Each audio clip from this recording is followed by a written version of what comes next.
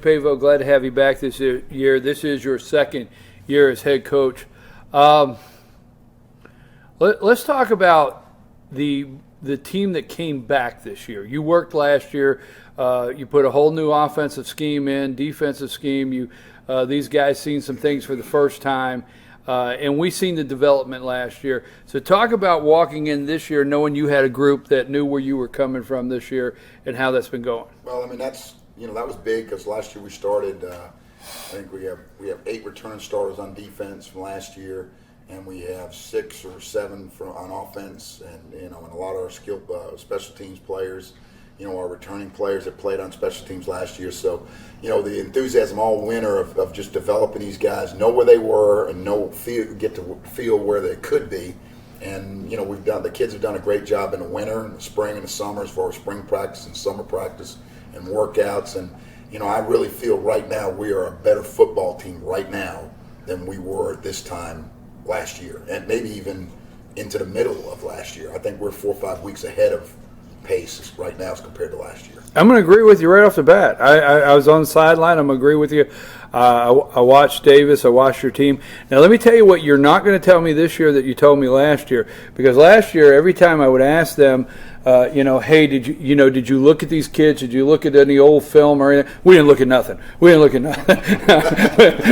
Right. Yeah. We didn't look at nothing. That was then. This is now. That's all I got. Every time I said, well, did you look at? We didn't look. But this year, going back to last year and looking at some of that film, who are a couple, and not to leave any of the guys out, but who are a couple guys that showed up this year? Because every time in the offseason, there's a guy or two or 4 or 5. Right off the top of my Go head, ahead. Jeffrey Whitmire. He was a backup offensive lineman last year that got hurt, and so didn't get to play a whole lot throughout the year. And in the winter, he just really worked hard. He thinned down a little bit. He muscled up, got a lot faster, and he's now starting for us at defensive end. We moved him over to defense, and now he's excelling. So we're really excited about him to go along with our other 2 defensive linemen, Kinzer and Ledford. They both started for us last year. And then, another one would be, defensively, would be Dakota Archie. He got hurt last year as a running back, got hurt last year, early in the year, and it was done with the season. And now all of a sudden we got him playing outside linebacker, and eventually we'll work him back into some running back as we feel that knee is, 100%. So he's been a really, a big surprise. Another defense player, Clay Ware, didn't even play football last year. Played basketball and then came up to us in winter and said he'd like to play football. And he is starting for us at corner and playing really well, in the scrimmage and in the game. Our game last week played really well. Offensively, Adam Ingram didn't play football last year. In the winter came up to us, got in the weight program, played basketball. Right. And now he's starting for us at wide receiver. Jacob Reese, he's a junior, didn't play football last year, played baseball. Came up to us in spring, late winter, early spring, and said, hey, I'd like to play football, and now he's starting for us, as an inside receiver. And so, there's just a few guys right there, just right off the top of my head, that have, Bradley Flowers, who's a 9th grader last year, didn't play, he played enough to letter, but now starting for us in the offensive line as a 10th grader and doing fantastic. So, 5 or 6 kids right off the top of my head that, that are making an impact, and that's what you look for. You look for players that are growing up, they're getting stronger, they're getting faster, they work hard, they're program kids, and all of a sudden now they're impact players because of their dedication to the game and to the program. I think the key word in all of that are impact players. When you got a lot of players, but when they turn into that impact player, right, and you can spot that, and that's awesome. And what's exciting about that for the team and the fans out there is you rolled off a lot of names, and you know what you're looking for. Left out a couple. Tyler well, Collins. We didn't want to leave anybody Tyler out. Collins, running back. He played JV last year. Didn't play. I don't know if he played 1 snap of varsity football last year, and he's our starting F back and ran for. You got up there 73 yards last week. So. It's and a touch, and 1 touchdown. So, there's a bunch of kids, and then there's some kids that are backups that aren't starting yet, but they're contributing as special teams players. A 10th grader Dylan Wilson, and on, and that's what you need if you want to be a good football team. Well, coaches, let's talk about some of the players that you come in and you inherited this year. I want to talk about your quarterback, Davis. Now he's a junior this year, right? Right. He was a sophomore. He started last year, and these are my words. Last year, this young man was always you're moving the ball and you was getting into the 10, and just there was always something that just couldn't finalize it. But this sophomore played; it did an outstanding job. I watched him the other night. How excited are you to have Davis in that quarterback spot, and when you came in working with him? Well, I mean, extremely excited. You're always excited as an offensive coordinator when you got a kid that can make every single throw on the field. I don't know that I've ever met a kid that's got as strong as an arm as he does. And range. Yeah, I mean, he can do a lot of things with the football. And then also just, being able to start last year as a sophomore, getting all those reps and just by his maturity, the game is slowing down a little bit. He's still got a ways to go, and he knows that, and he works hard at it every day. But really just, I think things are slowing down for him a little bit. He's starting to understand a little bit better with the offense of what we're doing, and you can see it. He's definitely progressing. First game out, your defense played very well, Coach. I mean, you really did. Your defense played very well. At one point in the game, Gilmer was on your 3-yard line. It was 1st and goal, and you guys rejected them. Yes. Tell us a little bit about your defense. Now, on the other side, Russell Cochran still got 206 yards on the ground. Right. So talk a little bit about your defense from the other night. Well, Coach Pavo, he said it first. You got 8 returning starters on defense, and that's always a gift when you're coming to a new place. You've got a lot of guys that have been in the system, for a full year, going on 2 years, and I've been here since I got here during the springtime, and I've got to see these guys, got to really know these guys and see what they could do, and and things like that, and to the Gilmer game, the first 2 quarters, we played good football. Absolutely. We played great football. Absolutely. And for whatever reason, psychological, whatever the reasons were, third quarter, it seemed like we almost were playing, with our feet stuck in the cement a little bit, and then it was like we get to the fourth quarter and we realize, oh my gosh, we're in a ball game. It's time to start playing again, and that just goes back to, we got, these kids, we got to finish games, and we played 3 quarters good, but the third quarter, we kind of took a step back there. So well, that is. And let me go over a couple things, Tyler, and Coach. I want you to talk to me about this. Tyler Collis, 12 catches for 73 yards, a touchdown. Jack Roper, 8 catches for 30. Yeah, Carries. I'm sorry. Tyler Collis, I apologize.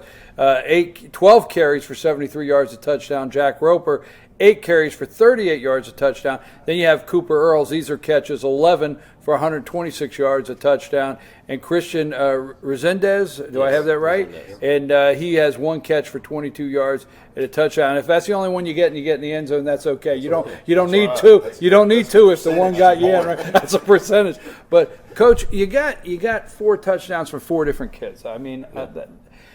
You don't have the W from last week, but if you're building on this week, you're anybody scouting you has to know that you can get a touchdown from 4 different kids. And how big is that for you? That's huge. It was nice to see. Like I said, Tyler, like I said, didn't play a varsity snap last year, and he's done a phenomenal job for us. Jack is, obviously one of the best defensive players, but you can see that when he gets in the game, he can do some things for us. And Cooper Earls obviously had a great game.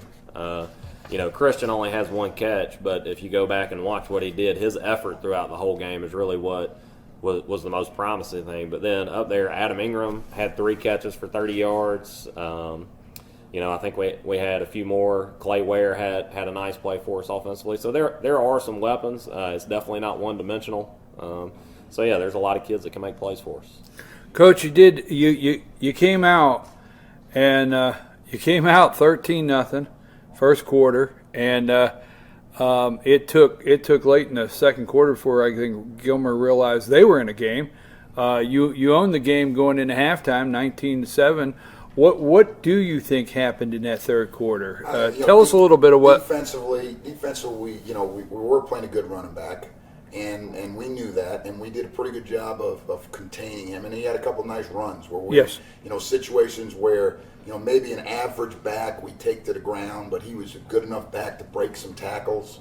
We were watching on film and really, you know, we looked at really one situation where we were just all blocked, and he finds a hole and picks up 10, 15 yards. Right. But a number of times he was breaking a tackle, and so you know, we had guys there. You know, we just went against a good back, and we got tackled better because, you know, I don't want to make that as an excuse, but, you know, we've got tackled better. But it was one of those situations where we're saying, hey, we're there. We just got to finish. You know, we had a couple turnovers on offense which hurt us. You know, and kind of got them. They got them motivated and kind of swung the momentum a little bit. And so third quarter we played poorly. I mean, that's when it comes right down. As a football team, we really didn't do anything really right in the third quarter. And then but what I was proud of the kids was that, you know, that easily could have been all of a sudden now just let it get away from you, and all of a sudden right. it was 40 to whatever, you know.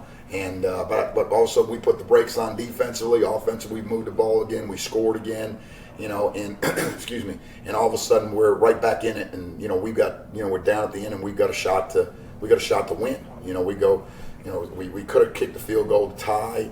We felt, you know, we had a play that was there, and it didn't happen on fourth down. Because we think we were going to kick about it would have been like a 37, 38-yard field goal, and we're like, you know, do we? I think it was about 2:22 left in the game. Right, and we felt that it was a good opportunity. We wanted to go ahead and get the lead. Right. So we get the lead and put the pressure back on them. But then we didn't score, but we got another stop, and we had an opportunity. We kind of drove down a little bit, and then one of their kids made a play, and you know, it's kind of what it's about. It's when in a ball game like that, a 3-point game, it's just, you know, one play here, one play there, you know, and they made a couple plays and we didn't, you know, in a crucial situation. So it's kind of one of those things where we've got to learn from that. We've got to grow from that. And, you know, next time you get in that situation, you got to focus. You got to make that play and come out with a win.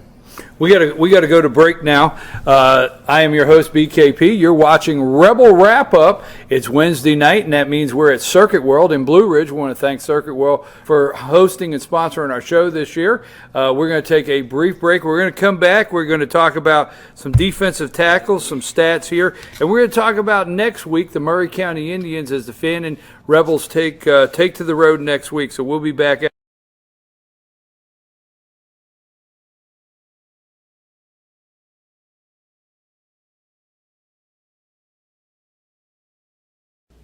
I'm Sheriff Dane Kirby, and I'll stand up for you. I'm Stacy Nicholson, Sheriff of Gilmer County, and I will stand up for you. Stand up and speak out. No matter how rich, cool, talented you believe yourself to be, how you treat people ultimately tells all. I am Allison Sosby, District Attorney, and I'll stand up for you.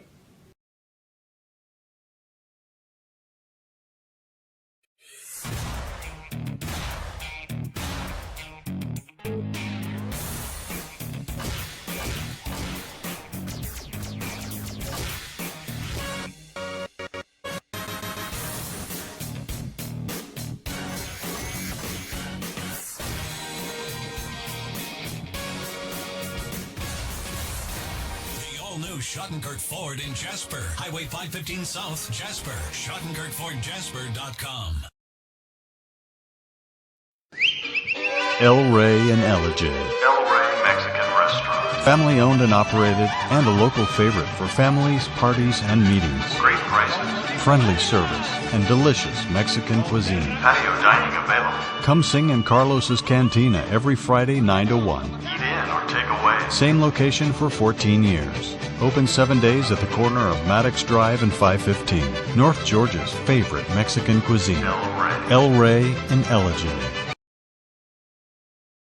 Let it ride during the Lucky 7 sales event at Lifetime Kia. Come try your luck in the Money Machine. Yes, come take a test drive and you get a chance to grab for cash in the Money Machine. Plus, shop big-time savings on every vehicle in stock. And remember, Kias come with a 10-year, 100,000-mile warranty. And Lifetime Kia will extend that warranty for as long as you own it. Come try your luck in the Money Machine and experience the savings at Lifetime Kia.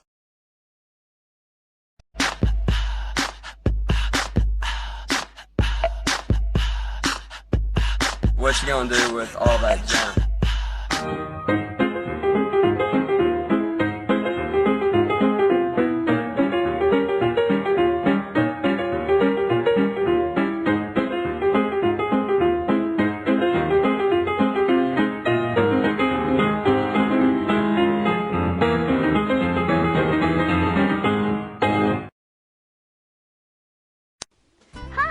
Wanda the Mattress Lady, and this is my husband Gary, owners of Mattress Overstocked in LJ next to Walmart. And we want to earn your business. From the time you walk in our door to the time we deliver your new mattress to your door, you will see the difference. Our selection and prices are the best in North Georgia, and customer service is our top priority. So y'all come on in and let us help you find the right mattress at the right price. That's Mattress Overstocked in LJ next to Walmart.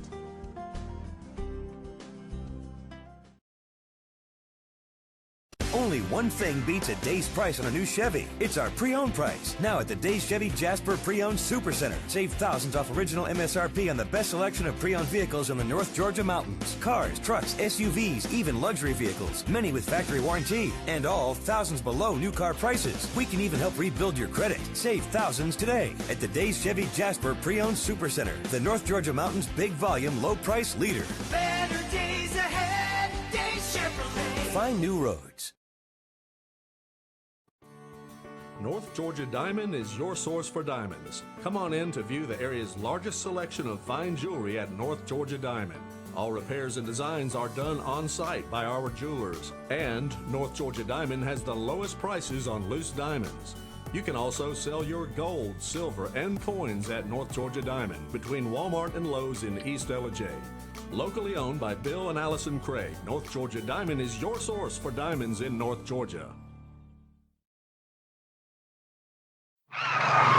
LJ Tire Company since 1955. With a huge range of tires at the lowest price and fast, hassle-free service, LJ Tire is all you need every time. LJ Tire carries only the top brands in the industry: Cooper, Michelin, Mickey Thompson, Pirelli, and Yokohama. Stop in and let AES certified mechanics change your oil today. Life doesn't slow down for car maintenance, and LJ Tire won't either. If your car is tired of its tires, go to LJ Tire.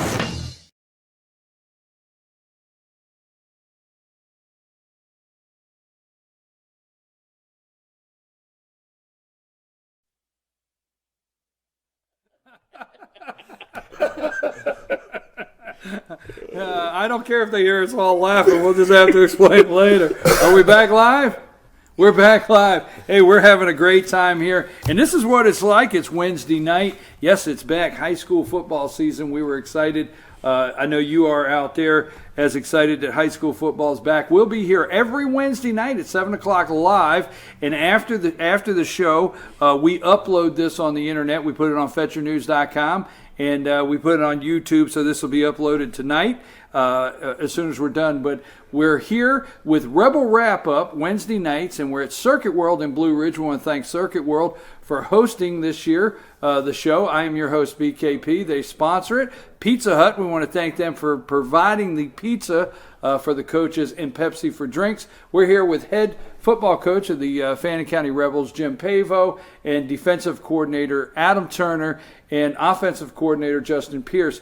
What we're doing tonight, this is the coaches show. We're introducing the coaches to you. You get to know these guys that are on the sideline coaching these Fannin Rebels. Now next Wednesday night, we're going to have players in here, all right? We're going to kick off next week's show, bringing some of the players in. We're excited about that.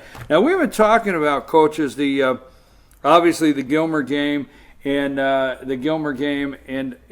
some of the stats there. Defensively, I don't want to leave anything out, but Pavo had 8 tackles. Petty, 11 tackles.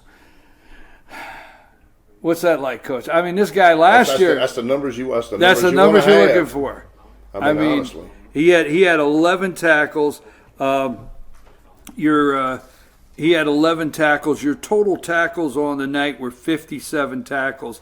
Your defense played well. They played very well. They blanked these guys out in the first, and in the fourth quarter, they knew they had to keep this game within reach. I mean, they gave up a touchdown, but your defense did keep this game within reach. Conditioning, how well are these guys? I mean, how well was your off-season conditioning? Did that show up for you? Because they played very well and they didn't look too tired. Well, the off-season condition really started before I even got here, with Coach Pavo and, Coach Davis in the weight room and doing all the things that they do. And we just can, since I've been here, we've just continued, a fast pace of practice, we're running around, between everything we do at practice, and then we get into the summers and doing all the same things, and all that stuff, and that gets us conditioned, and ready to play a grueling ball game like we played, for Friday night. I mean, with all this high tempo offenses and and stuff like that, you got to be in great shape. Coach, you're going over to face the Murray County Indians, and tell us a little bit about your scouting on them this week. And talk to us, all three of you can jump in anytime. Talk to us about last week's film, what you've went and broke down of the game, opening season game.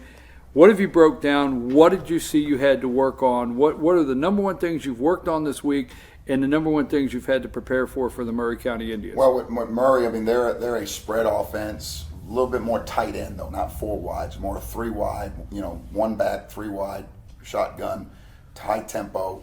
They're going to run a lot of quarterback option type stuff. So more of a spread option type team. They'll throw the ball a little bit, a lot of some screens, some draw.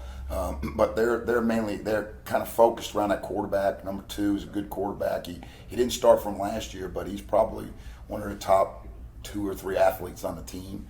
They got a nice running back. Offensive line's pretty good, decent size, not huge, but they move fairly well. And at the receiver position, they got a couple good wideouts and a really nice tight end, big kid who catches the ball well and is a good blocker. I'll let Justin talk a little bit about their defense because he's looking at that film every day. Yeah, well, they're coming off a win against Southeast Whitfield Raiders. What are you seeing on their defense that you're having to prepare for different this week? Defensively, a lot of those same kids that are playing offense that are good, the good athletes are also playing defense. So you've got them going both ways in some positions. But you can kind of see, they're an opportunistic defense. They called some turnovers and made some plays, and I felt like that was a big part of, why they won that football game. And with us having the turnovers that we did Friday night, that's a concern. So that's where we want to take care of the football. But kind of the same. They move around a lot. They bring a lot of pressure. They try to pressure the quarterback and do some things like that. So we're going to have to do a good job, protecting, and then in the run game. I think seeing ourselves in a game, live setting, for a full football game, I think the learning curve for our O-line was big Friday night. That was getting to see themselves move and see their mistakes and see what the footwork and all those things. So I'm interested to see how that'll go Friday night as well. You talk about the learning curve for the O-line. What were they seeing? What have they seen in their film this week from the game the other night that they've adjusted to, or they said, you were able to point out to them?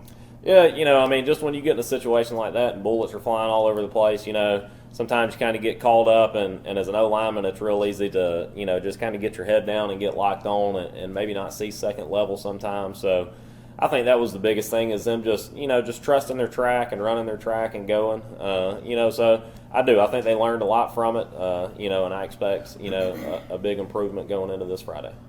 Coach, last year we were talking every game, and these were young guys. You got a junior quarterback this year. You got a lot of juniors on the sideline. Full of sophomores. We talked missed assignments last year a lot. Did you see the improvement that you wanted Friday night? We had some missed assignments, but nowhere near the number that at times we would have last year. And so that's where you see improvement. When you say you're a better football team, to me it's defensively or offensively, it's how many missed assignments are you having? Because you can't always control. Can you physically dominate a guy play after play? But you can control, hey, I got a hat on a hat, or I got defensively, I got a gap, or hey, I'm taking care of my responsibility in pass coverage, or force player, contain player, and so our assignments are a whole lot better. They can get better, but we're not perfect yet, that's for sure. But that's a big improvement. So our missed assignments were, I don't want to say minimal, but they were much lower. Well, I don't like excuses. Football game, if it's game 1 or game 7, it's a football game. But I always call it game 1. They're looking up in the stands to see if their mother's there. So you got to get that out of them, right? My mom, get that out. Game 1, there's usually 2 or 3 more flags thrown because you're settling down. And in game 1, there's more missed assignments. But now last year, if we go back to film from last year of our shows, we were talking heavily about missed assignments last year. Every week. Every single week. And that was always that was always that little gap was those missed assignments. So that has tightened up from last year. You're going over there this week. Tell us a little bit, because we're going to be wrapping up the show. It was a hard loss. Bottom line, scoreboard, you guys are coaching, and bottom line, you look up the scoreboard, and that was the end of it. What was the mood like in the locker room Monday when you got together with the team? When you had a team meeting, what was the mood like? We try to start. I try to start with them on Friday and talking to the kids about, we lost this game, and I know they're disappointed. We were all disappointed, but we've got to move on. We had a little bit of a hangover, Right. Sunday and even into Monday, and so we talked a little bit more, and in the sense of don't allow game one carrying to game two. And you lose and you find yourself 0-2 because you're still worried about that loss. Loss is over. You got to move on. You got to pick up win number one, and you got to pick it up now. You got to get on the road. So you better go over there, bring your A game, play well, and get your mind on who you're playing. And I think we did. We had a really good practice on Tuesday. We had a really good practice today. Tomorrow, Thursday, it'll be a light practice, but I'm really confident we'll be really focused in on Murray, and our kids are maturing and growing and understanding. I seen that. Yeah, I did. And understanding that you're going to lose some battles, but the main thing is let's win the war. And the war is let's be more wins than losses when the season ends up. You know what I'm saying? So you can't be you can't start out 0-2. You got to get to 1-1 before you can worry about winning 6 or 7 or 8 ball games, and so it's who's up next, and you better be ready to play. Well, the way the schedule works out, and I got to make this a pretty fast question, but the way the schedule works out, you're always playing your rival opening game. Is there anything about that? I don't know how to put this. Would you rather have your rival game at game 5 or game 6? But every year the opener We've talked about that a little bit. Would you want to switch the schedule around? Now, next year it's going to switch as far as our region play, so I don't know what's going to happen there. So I don't know how big our region is going to be. Right. You don't know how it's going to play out. So, you might look into those things. Do you maybe play them second or third game, or, always play first? I don't know. I mean, that's something to think about in December, January, and not worry about that now. I know you asked that question, and that's a good question. I think the great thing about playing a rivalry game, the first game, is you can really talk to the kids about the summer program, because if they really want to win that first game, rivalry game, they'll be at the summer program. And we had great attendance to our summer workouts this summer. We asked them to come in a certain amount of times, and we had like 98% of our kids show up the required amount of times. And so, that told me they wanted to play, and they wanted to win that game. And so we played like that. We played like we wanted to win. So we practiced like we wanted to win. We worked out like we wanted to win. And we put ourselves in a situation where we're in shape, and we weren't having a lot of kids falling out and things like that in the first game of the year. And we gave ourselves a chance to win.